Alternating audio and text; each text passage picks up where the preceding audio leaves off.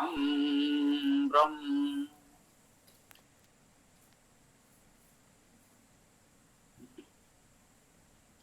ओम यजुर्वेद अध्याय 2 मंत्र 15।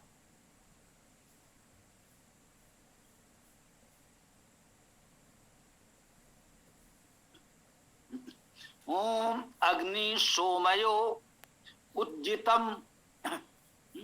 ओम अग्नि सोमयो उत्जितिम अनु उत्जेशम वाजस्य मा प्रासवेन प्रऊहामि। अग्नि सोमो तम अपनुदताम यो अस्मान दुष्टियम च वयम दुष्मो वाजस्य एनम प्रसवेन अपऊहामि। इंद्राग्न्यो उत्जितिम अनु उत्जेशम वाजस्य मा प्रसवेन प्राऊहामि। इंद्राग्निम तम अपनुदताम जो अस्मान द्वेष्टि यम च वयम द्विष्मो वाजस्य एनम प्रसवेन अपऊहामि।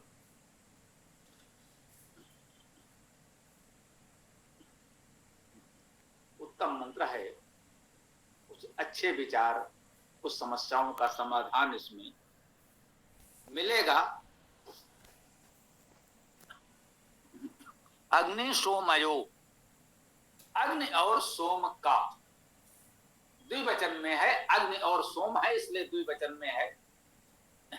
अग्नि और सोम का षष्ठी द्विवचन। उत्जितिम, उत तो उपसर्ग है, उत्तम उत्कृष्ट उच्च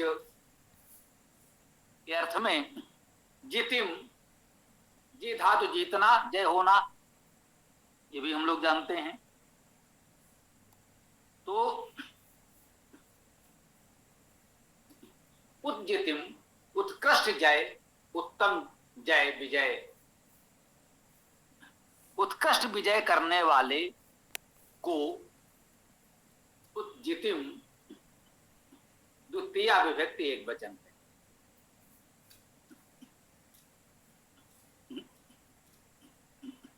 अग्नि और सोम का उत्जितिम उत्तम उत्कृष्ट उच्च जय करने वाले को अनु उत्जेसम, अनुकूल उत उत्तम जेसम। अब इस जेसम शब्द में जी जय धातु तो हो ही सकती है जीतने के अर्थ में, उसका हम अनुकूल उत्तम जय करें। वाजस्य मा प्रसवेन प्राऊहामि।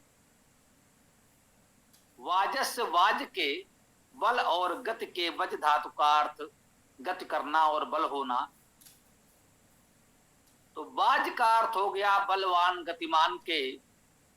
मा प्रसवेन प्राऊहामि, प्रसवेन प्रमुख सवन से, सवन में भी जो सवेन है या सवन कहें तो इसमें यही सुप्रसवे धातु है उत्पन्न करने के अर्थ में। प्रसवेन उत्तम, सृजन से, सृजन द्वारा, सृजन के साथ तृतीया एक वचन है।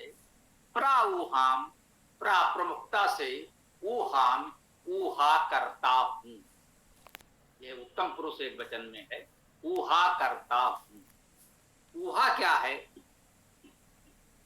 ऊह वितर्के, ऊहा का अर्थ है तर्क वितर्क करना, कह सकते हैं परिकल्पना करना। परंतु परिकल्पना यहां पर कोई काल्पनिक उड़ान नहीं है, तर्क वितर्क करना धातुज अर्थ है।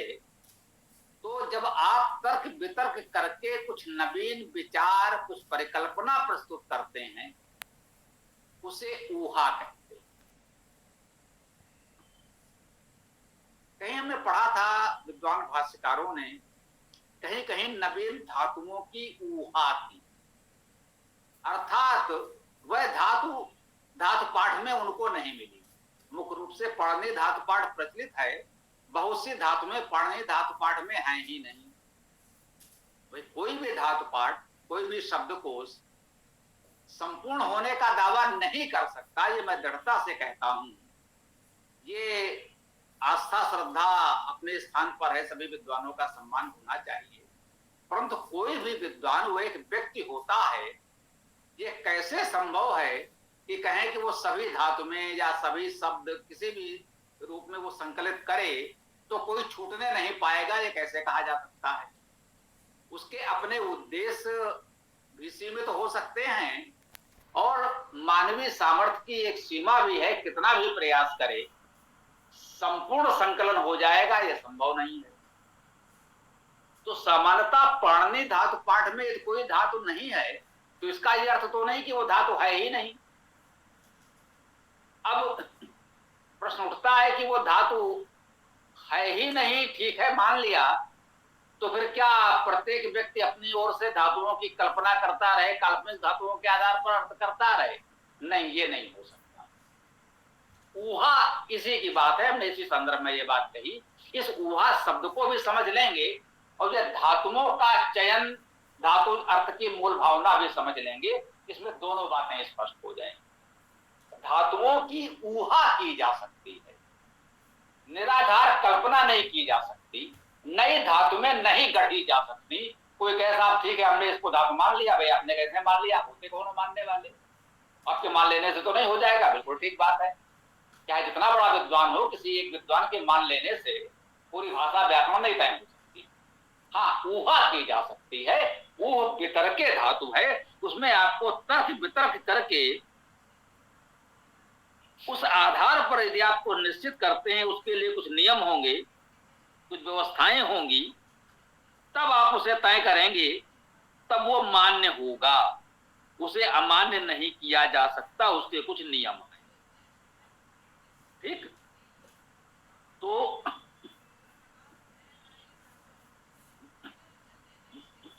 नियम क्या है? आपके पास दो आधार हैं। मान लीजिए कोई एक धातु पाठ आपने पढ़ा, मान लीजिए पाणिनि का ही सर्वाधिक प्रसिद्ध है, आपने पाणिनि जी का धातु पाठ पढ़ा, अच्छी बात है। 1970 1970 लगभग धातु में उसमें है, ठीक है। अब कोई धातु उसमें नहीं है और आपने कहा भाई वेद में ये सब मिल रहा है तो उस धातुओं से नहीं बन रहा है, होना चाहिए। तो एक तो आधार ये है कि पाणिनि के समकक्ष उस स्तर के किसी अन्य विद्वान का कोई धातु पाठ मिले और उसमें हो तो माना जा सकता है। जैसे महर्षि दयानंद जी को केवल पाणिनि का धातु पाठ मिला था, बाद में उनके शिष्यों ने प्रयास किया तो पाणिनि से पूर्व के आचार्य कास्कस का धातु पाठ मिल गया, वो हमें उपलब्ध हो गया। अब हम जब वेद भाष्य कर रहे हैं तो हमको कास्कस के धातु पाठ का लाभ भी मिल रहा है जो दयानंद जी को उपलब्ध नहीं था। तो जितना उपलब्ध था उस पर उन्होंने अच्छा कार्य किया, वो धातु में उनके समझ थी ही नहीं तो निश्चित रूप से कहीं कठिनाई आई होगी, तो वहां पर उन्हें कुछ ना कुछ उपाय करने पड़े होंगे, वो एक अलग विषय है। अभी ऊहा शब्द और धातु दोनों को यहां हम समझने का प्रयास कर रहे हैं। तो एक तो कास्कस के धातु पाठ में जो मिल गया वो मान लेंगे, तो वो तो शब्द प्रमाण भी हो गया और ठीक है भाई, ये भी एक ऊहा एक तर्क है कि भाई ठीक है इनमें नहीं है लेकिन उनमें तो है, वो उनसे के पहले के हैं और उनसे भी महान है, माने जाते हैं, उनसे पहले का है और पाणिनि ने भी उनका उल्लेख किया है पूरे सम्मान से, ये बात भी ठीक है। तो एक तो ये तर्क के साथ कि भाई पाणिनि ने भी उनका उल्लेख किया है, वो प्राचीन व्याकरणाचार्य हैं और उन्होंने लिखा है इसलिए मान्य है, बिल्कुल ठीक है, ये भी माना जाएगा। अब मान लीजिए हमें दो मिल गए और दो में भी ना मिला, तो पाणिनि जी ने भी कास्कस के अतिरिक्त अन्य का भी उल्लेख किया है, इंद्रस चंद्रा कास्कसना आपिसल आदि। अब उन सबके हमारे पास उपलब्ध नहीं है, उनमें रहे होंगे ये संभावना तो है, परंतु हम कुछ भी नया बता दें बोले उसमें रहा होगा तो ये तर्क नहीं चलेगा। उसके लिए एक सिद्धांत है कि यदि कोई क्रियापद मिल जाता है, जैसे मान लीजिए पठत क्रिया शब्द मिला, पढ़ता है, लिखत लिखता है, ये क्रियापद है मिला। एक तो है पाठ शब्द मिला, ये क्रिया नहीं है, लेख शब्द मिला, ये क्रिया नहीं है, कृष्ण शब्द मिला, ये क्रिया नहीं है, परंतु पठत लिखत गच्छत करसत जैसे शब्द मिले तो ये क्रिया है। तो कहा गया यदि क्रियापद मिल रहा है, मान लीजिए कृष्ण धातु आपकी सूची में नहीं मिली और कृष्ण शब्द मिला, कृष्ण शब्द मिला, तो आप उसको धातु नहीं मान सकते। लेकिन जब करसत जैसा क्रियापद मिल गया तो निश्चित है कृष धातु होती है, वो किसी के धातु पाठ में हो या ना हो, इसे ऊहा कहते हैं। हम आपको इस मंत्र में प्रमुखता से अनेक बार आया है, इस ऊहा शब्द को समझाना चाहते थे। ये हमारे पास एक तर्क है, एक आधार है, एक नियम है, जिससे सभी विद्वान मानते हैं कि यदि क्रियापद मिल रहा है तब तो वो धातु है ही। वो किसी धातु पाठ में मिले या ना मिले, तो एक उचित तर्क के साथ हमने माना कि भाई ये धातु है, क्योंकि ये क्रियापद वेद में मिला है, इसलिए वैदिक भाषा में ये धातु मानी जाएगी। इसे ऊहा कहते हैं। सामान्यतः लोग ऊहा का कल्पना लिख देते हैं कि भाई कल्पना की, या तर्क किया भी कहते तो बात स्पष्ट नहीं होती। अब इतना विस्तार से भाष्य में लिखा तो नहीं जा सकता था, चाहे हमारा ही भाष्य क्यों ना हो या किसी का हो। इसीलिए वो गुरु शिष्य परंपरा की बात की जाती है कि बहुत सी बातें गुरु के निकट रहकर जो शिष्य सीखता है वो किसी पुस्तक में नहीं मिल सकती, वो उस गुरु जी की लिखी हुई पुस्तक में भी नहीं मिल सकती, जो उनके निकट रहकर लोगों को मिलता है। इसीलिए गुरु शिष्य परंपरा का महत्व है, परंतु उसका महत्व इतना ही है, ऐसा नहीं है कि अगर यदि किसी परंपरा में हम नहीं है तो हम कुछ कर ही नहीं सकते। भाई दयानंद जी के पास जिन लोगों ने पढ़ा, निश्चित रूप से उनका परम सौभाग्य था, उनको कितना मिला। अब यदि दयानंद जी के समय हम नहीं थे, उनके सानिध्य का सौभाग्य नहीं मिला, तो इसका यह अर्थ तो नहीं है कि हम वेद पढ़ ही नहीं सकते। अरे भाई उनके शिष्यों ने जो कुछ किया, आगे बढ़ाया, जिस प्रत्यक्ष हम किसी से मिल सके तो अच्छी बात है, नहीं मिल सके तो उनके पुस्तकों का लाभ उठा करके हम कार्य को आगे बढ़ा रहे हैं, होना चाहिए। तो इस प्रकार से ये ऊहा शब्द का अर्थ हुआ कि एक उचित कारण आधार, एक उचित बोधगम्य तर्क के साथ जब हम कोई नई बात प्रस्तुत करते हैं, एक नई परिकल्पना प्रस्तुत करते हैं, तो उसे ऊहा कहते हैं। मनमानी कल्पना को ऊहा नहीं कहते हैं। ये दोनों में अंतर हमको बहुत गंभीरता से समझना चाहिए। तो ये पद, ये क्रिया बार, वैसे ऊहाम ये क्रिया ही है, आई है। अब ये ऊहा धातु कहीं हो या ना हो, लेकिन हम इसे मानेंगे क्योंकि ये क्रियापद बार बार आ रहा है। वैसे है, शब्दार्थ कोशों में है, लेकिन ना भी हो तो इसलिए मान्य है। उदाहरण के लिए हमने बताया क्योंकि क्रियापद यहाँ आ रहा है और अनेक बार इसी मंत्र में आ रहा है, अन्य मंत्रों में भी आएगा। तो हम कह रहे हैं मां प्रसवेन प्राऊहामि। अब यहां पर देखिए मां शब्द भी महत्वपूर्ण है।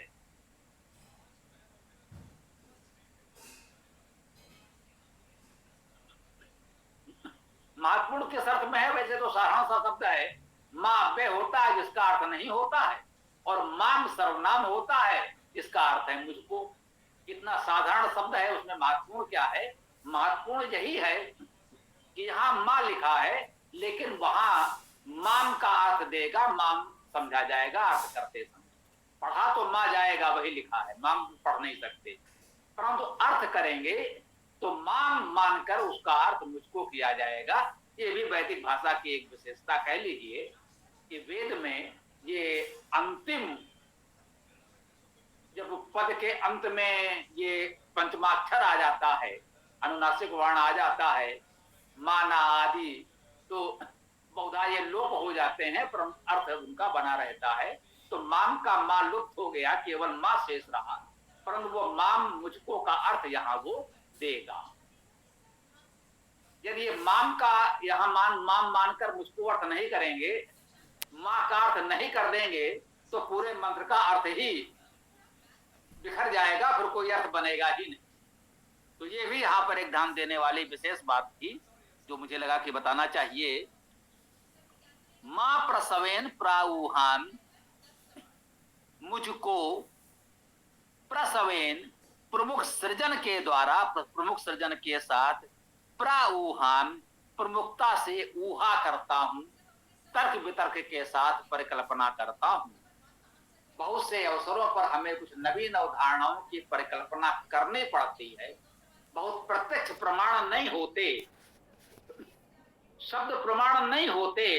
जो लोग संकीर्ण भाव से तथाकथित शास्त्रार्थ की बात आज कर रहे हैं, उनमें से किसी को शास्त्रार्थ का अर्थ नहीं पता है, कोई भी शास्त्रार्थ की अवधारणा ही नहीं जानता है जो एक दूसरे को शास्त्रार्थ की चुनौती दे रहे हैं। किसी ने अपने पक्ष में आधे अधूरे कुछ उल्लेख यहां वहां खोज लिए हैं और उसी के बल पर वो शास्त्रार्थ करना चाहते हैं। ये शास्त्रार्थ नहीं होता। ऊहा का भाव उन्हें समझना पड़ेगा। शब्द प्रमाण के संदर्भ से वास्तविक अर्थ को समझना, केवल शब्दों की लीक नहीं लेकर चलना है और उसके मुख्य भाव को हमें समझना है। जो नहीं मिला है उसमें हम तर्क के द्वारा सत्य को कैसे जानें, जो मिल रहा है उसके आसपास की सारी बातों को देखकर उसका वास्तविक अर्थ कैसे जानें। इतना जब तर्क चिंतन की शक्ति, वहां की सामर्थ्य होगी, तब व्यक्ति सत्य को जान पाएगा। शास्त्रों का मंतव्य क्या है वो जान पाएगा। शास्त्रार्थ तो बहुत आगे की बात है। तो ये कह रहे हैं, अग्नि सोमयो उत्जितिम अनुतत जेसम वाजस्य मां प्रासवेन प्राऊहामि। कहते हैं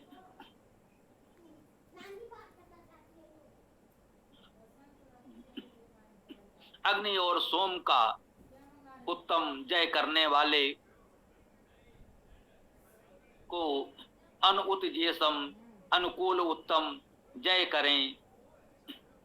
बाजस्य मुझको, बाजस्य बाज के अर्थात गति और बल के, प्रसवेन प्रमुख सवन से, प्रमुख सवन के साथ, प्राऊहान मैं प्रमुख रूप से तर्क वितर्क के साथ उत्तम परिकल्पना करता हूं।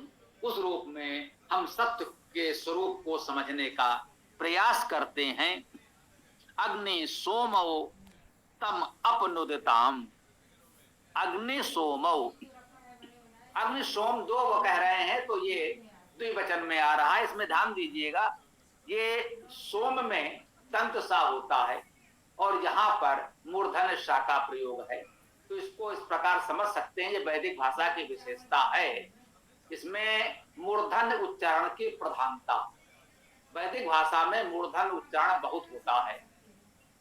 बहुधा हम देखते हैं कि दंत सा के स्थान पर मूर्धन्य सा और अन्य स्थानों पर भी इस प्रकार के मूर्धन्य प्रयोग हमको मिल जाते हैं। जैसे युधिष्ठिर में ये कहा था, स्था की जगह पर इष्ट हो गया, ठा का ठा हो गया, ये मूर्धन्य उच्चारण का प्रयोग है। ऐसे बहुत से प्रयोग हैं, क्योंकि वैदिक भाषा का जो मुख्य क्षेत्र है वो सरस्वती नदी का क्षेत्र है और सरस्वती नदी का प्रवाह क्षेत्र हिमाचल, हरियाणा, राजस्थान है। देख लीजिए वहां की भाषा में, वहां महाराणा होंगे, महारानी होंगे, इस प्रकार के बहुत से शब्द हैं जो मूर्धन उच्चारण ट वर्ग, मूर्धन को समझने के लिए मान ले ट वर्ग मूर्धन्य में आता है। और उसी में ये मूर्धन्य शा भी है, रा भी है, ये उच्चारण उसमें मूर्धन्य वर्ग में आते हैं। इनकी बहुलता इन क्षेत्रों में मिलती है। तो ये भी एक प्रमाण है कि वैदिक भाषा का क्षेत्र, वेदों का मुख्य क्षेत्र हमारा यही सरस्वती नदी का क्षेत्र है, जो परंपरागत रूप से हम मानते हैं। तो ये भाषागत प्रमाण है। वहां की भाषा में आज भी जो ग्रामीण बोलियां हैं उनमें ये प्रमुख तत्व अभी भी पाया जाता है, जो वेदों के भाषा की मुख्य विशेषता भाषा शास्त्र के विद्वान मानते आए हैं।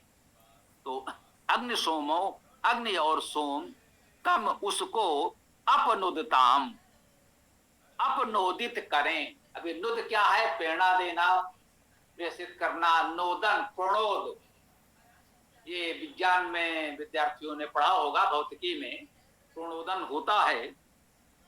प्रेरित करना भी एक प्रकार से कह सकते हैं। नुद धातु का अर्थ प्रेरणा करना ही लिखा है। तो प्रणोद बल हम लोगों ने भौतिकी में पढ़ा है। तम अपनुदताम, उनको अप प्रेरित करें, दूर प्रेरित करें। किसको? अब देखिए कि ये बहुत अच्छी बात है। इसके लिए मैंने कहा था इस मंत्र में आपको बहुत अच्छी प्रेरणा, एक बहुत अच्छा संदेश मिलेगा। प्रथम चरण में तो कुछ भाषागत चर्चा हमने कर दी, द्वितीय चरण में वो मुख्य संदेश मिलेगा जिसके लिए मैंने कहा था कि इस मंत्र में आपको मिलने वाला है। अग्नि सोमो, अग्नि और सोम, तम अपनुदताम, उनको दूर प्रेरित कर दें, दूर फेंक दें, दूर भेज दें। प्रणोदन बल क्या होता है? जो अंतरिक्ष यान यहाँ से भेजे जाते हैं, ये प्रणोदन के सिद्धांत या बल भौतिकी में कुछ तरह का हम लोगों ने पढ़ा है। तो अपनुदताम, उनको दूर प्रेरित करें, दूर भेज दें। भाई किनको दूर भेज दें? हम तो सबको संगठित करना चाहते हैं, यजन कार्य तो संगठितकरण भी होता है। तो यजन करने वाले लोग किनको दूर भेजने की बात कर रहे हैं? कह रहे हैं अग्नि सोमो, ये अग्नि और सोम, उनको अपनुदताम, उनको तो दूर भेज दें, दूर फेंक दें। किनको? जो असमान द्वेष्टि, जो अर्थात जो असमान हमको द्वेष्टि, द्वेष करता। ये पद बहुत बार वेद में आ रहा है, अनेक बार पढ़ा है, पूरा का पूरा पद पुनरुक्त होता है। जो असमान द्वेष्टि, जो हमको द्वेष करता है। जो एक वचन में है, जो द्वेष करने वाला है वे एक वचन में है, असमान बहुवचन में है। हम सबको, हम सब से यदि एक व्यक्ति द्वेष करता है तो कहते हैं जो असमान द्वेष्टि, उसको दूर फेंक दें। और किसको? यम चा वयम दुष्मो, चा और यम, जिसको वयम हम लोग दुष्मो द्वेष करते हैं। जो एक व्यक्ति हम सब से द्वेष करता है और जिस एक व्यक्ति से हम सब लोग द्वेष करते हैं, अग्नि और सोम, ये दोनों ही परमेश्वर के ही नाम है, परमेश्वर के ही गुण है। अग्नि का अर्थ भी हम लोग जानते हैं, अग्रणी प्रगतिशील। अग्नि धातु का अर्थ गति करना, अग्रसर होना, अग्रणी होना। अग्नि धातु से ही अग्रणी शब्द बने और अग्नि धातु का अर्थ गति करना होता ही है। और सोम में सु प्रसवे, सु ऐश्वर्य, सु प्रेरणे, तीनों अर्थ है सृजन, ऐश्वर्य, प्रेरणा।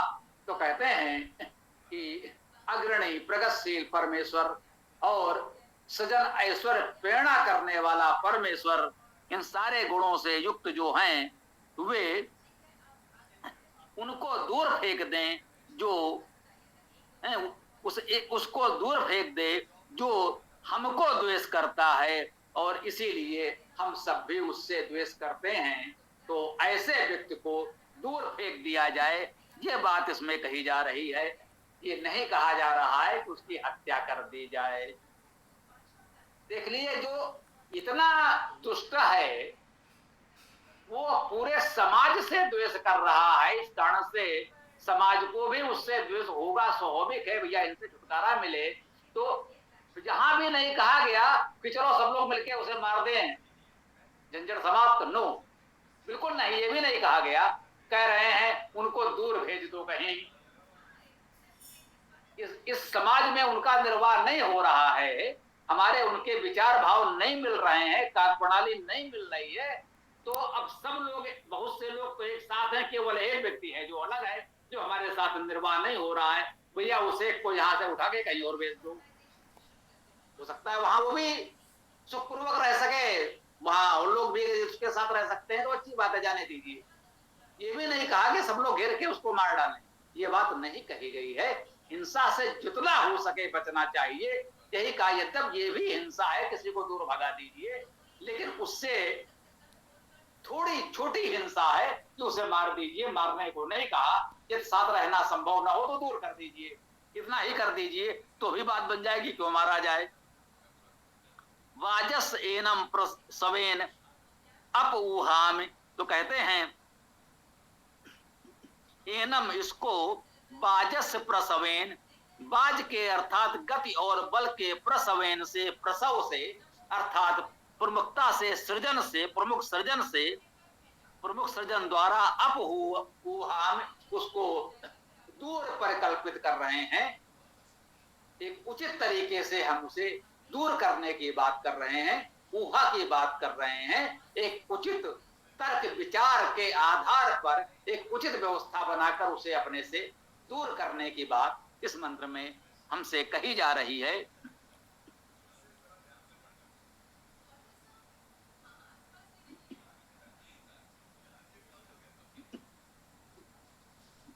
आगे कह रहे हैं इंद्राग्नेयो, पहले कहा था अग्नि सोमयो, अग्नि और सोम, अब कह रहे हैं इंद्राग्नयो, इंद्र और अग्नि। इंद्र भी हम लोग जानते हैं, यदि परमेश्वर धातु से इंद्र शब्द बना, अर्थात परम ऐश्वर्यवान परमेश्वर।